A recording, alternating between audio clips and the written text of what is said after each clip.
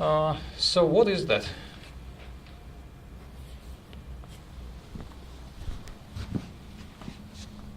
Well, what is it by definition?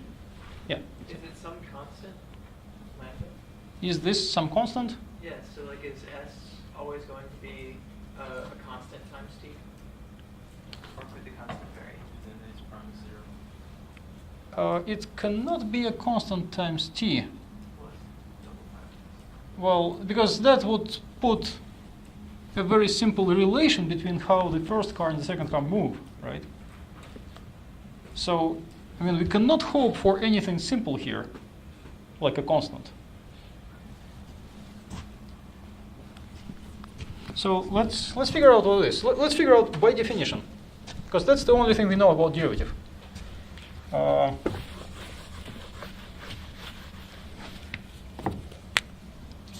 S prime of t is the limit of what? Of S of t plus delta t plus S of t, minus S of t, right? The difference of values of S divided by delta t, limit as delta t goes to 0. That's definition, right? Now let's think about the meaning of this quantity. So what is the numerator? Well, the denominator is something very clear, right? So we give ourselves some time, delta t, and allow the first car move during that time, during time delta t. So what happens to that first car is that it goes from this point, f of t, to some other point, and spends time delta t on that move. Now, what is the numerator? What is S of t? S of t is the time when the second car shows up at this point, right? What is S of t plus delta t? Can you tell me what that is? It is the time when second car shows up at the second point, right? So what is the difference between those two times? It is the time spent by the second car going from the first point to the second point.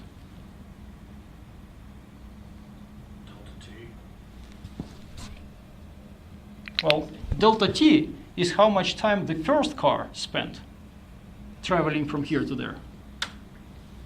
And this numerator, delta s, is how much the second car spent traveling along the same interval, along the same piece of the road, right? So what's the ratio of them?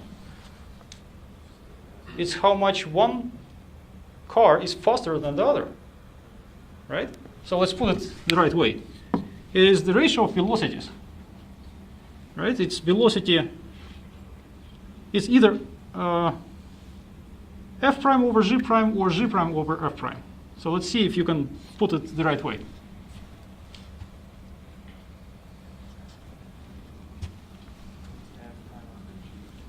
All right, so let's try f prime over g prime.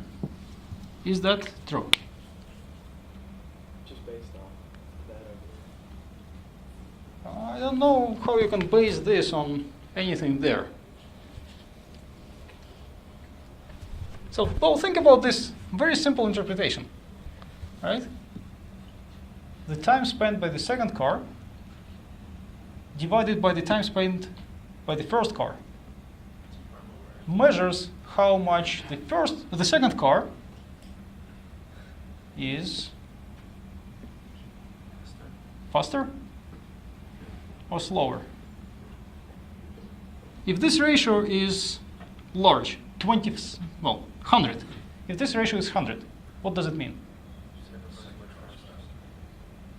The S is faster. Do it carefully. If the time spent by the second car is 100 hours, it means it took the second car 100 hours to drive from here to there. But the first car spent only 1 hour. Right? So if this fraction is large, that means the second car is much slower. Right? So if that fraction is large, we expect the second car to be much slower and still to have this fraction large, right? So if the second car is much slower, is this fraction large? If the second car is slower, it means the speed is small, right?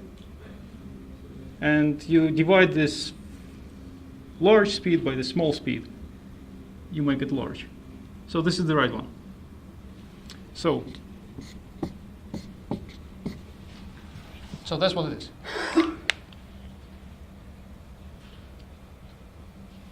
So that's just another amazing thing. You have no idea about the function itself. No formula, no reasonable explanation.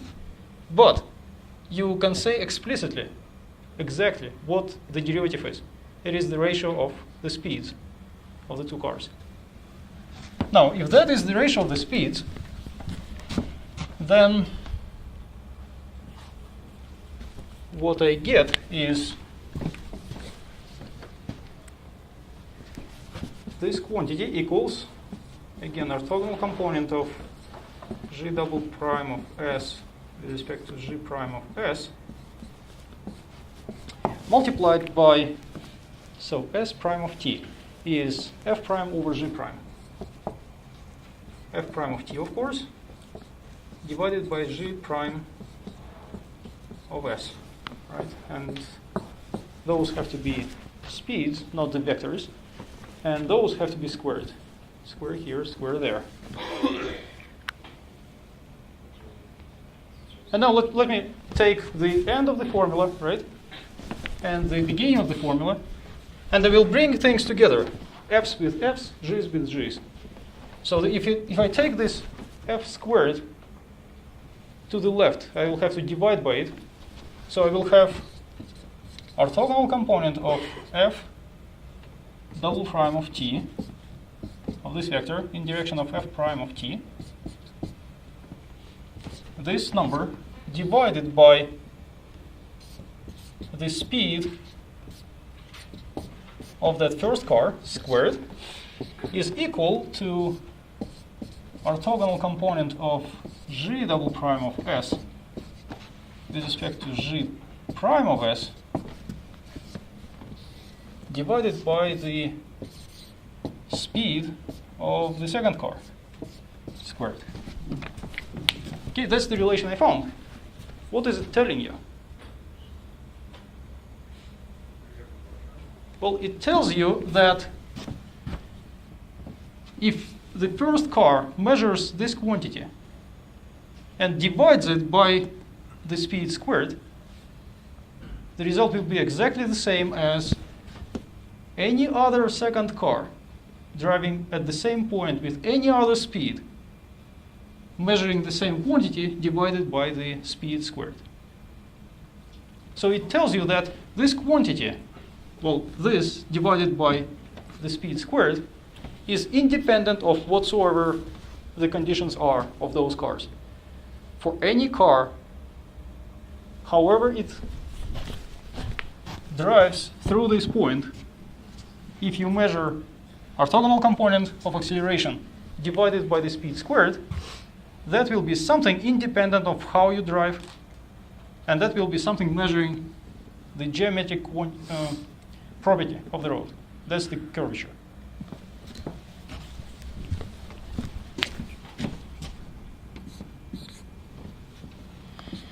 So the curvature notation is kappa, and it is exactly that orthogonal component of the second derivative of any parameterization you like with respect to the first derivative divided by the speed squared. So that's what it is from physics point of view. Right? It's something that gives you geometric characteristic after you remove all the things irrelevant to the geometry. If you divide by that speed squared, the only quantity remaining there is the curvature.